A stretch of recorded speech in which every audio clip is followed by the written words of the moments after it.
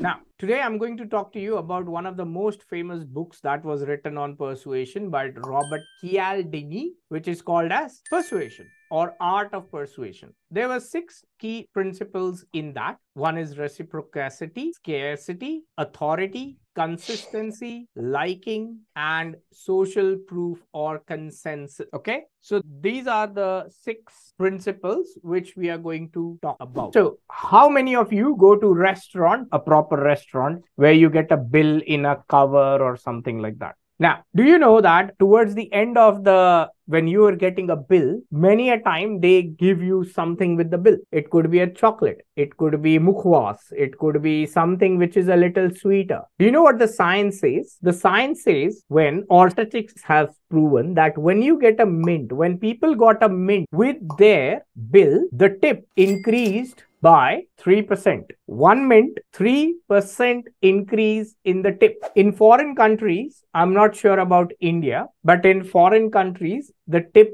is approximately 5%, 7%, 10%, up to 12%, 15 to 18% of the bill. Okay, it depends upon the service, but the minimum tip should be at least 5 to 7%, somewhere 10%, bare minimum. Okay, so the tip increased by 3%. When the 2 candies were given, the tip increased by 14%. The next improvement on the tip was 23%.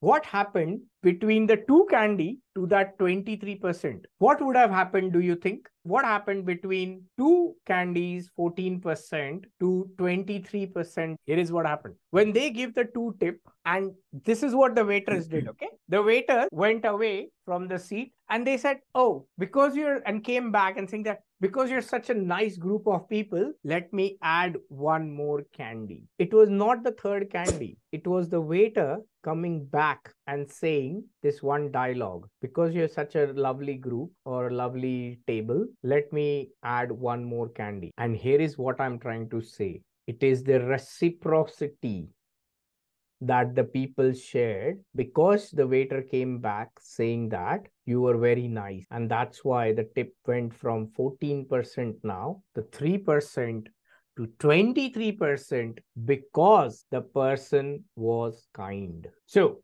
what it says that research confirms that the people tend to treat you the way you treat them. If you smile at a coworker or he smiles you first, you're obligated to return a smile. That is reciprocity. Here is a warning. It works the other way as well. So if you harm, they're going to reciprocate that. If you play politics at your work, they will play politics back to you. So what is the key message here I want to share? Be the first to give, make it personalized, and have it unexpected. What does that mean? It means that you can help your colleague with certain documents and best practices and stuff that you're doing just out of the way. Your colleague, as in you're somebody whom you're close to. Hey, this is a very good checklist that I created. It will help you as well. I just thought, why not share it? Next time, he or she will do it. As a sales representative, and you might have seen this, you get free samples, right? So that you purchase. A company offers its employees discount on the products and services for their hard work. These days, the new thing has started. Every company that hires you will have an employment onboarding kit. That kit has a t-shirt, a mug, and this and that, and blah and blah. Why do they do that? Of course, not only to boost their motivation, but to make sure that you are persuaded enough to work for us better. Loyalty is